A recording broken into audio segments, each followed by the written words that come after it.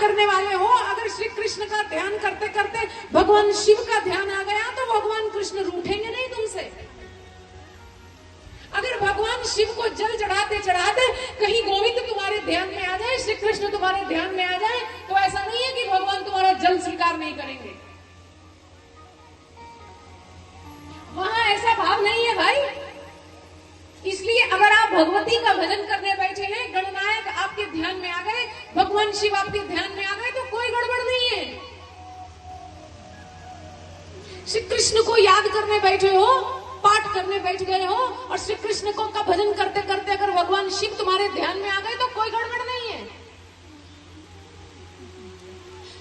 हमारे इष्ट कृष्ण हैं, कर रहे हैं और सारे पुत्र भगवान जैसे दिखाई देते हैं।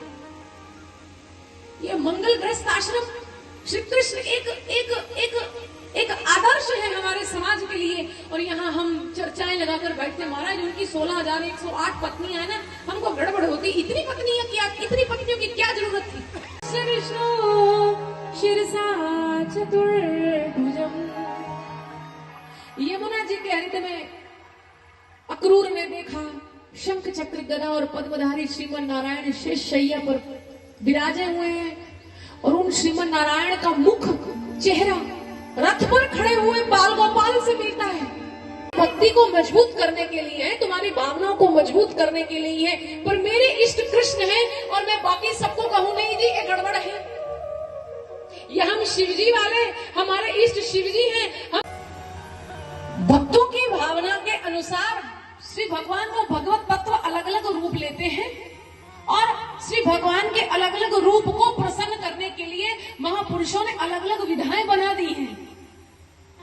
जैसे तुम्हारे समाज और संसार में झगड़े हैं, ऐसे श्री भगवान के यहाँ झगड़े नहीं हैं। आप अगर गणपति जी के उपासक हैं तो गणपति जी की पूजा करते करते राम के प्रेमी हैं, वो बोले कि हमें भगवान राम प्यारे हैं क्योंकि भगवान राम के पास एक ही पत्नी है, इनको थोड़ा फॉलो करना आसान है। कृष्ण जी को फॉलो करेंगे तो कृष्ण जी की तो 16,108 है, इसलिए हमें कृष्ण जी बातें नहीं है, हमें जचता नहीं है, कोई बात बनती नहीं है। मतलब हमारे इष्ट राम जी हैं, उसके लिए भी तुम्हारे पास तर्क है।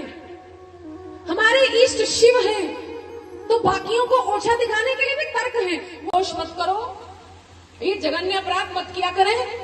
और आज और कल 2 दिन श्री कृष्ण भगवान के योगेश्वर रूप के भी आप दर्शन करेंगे।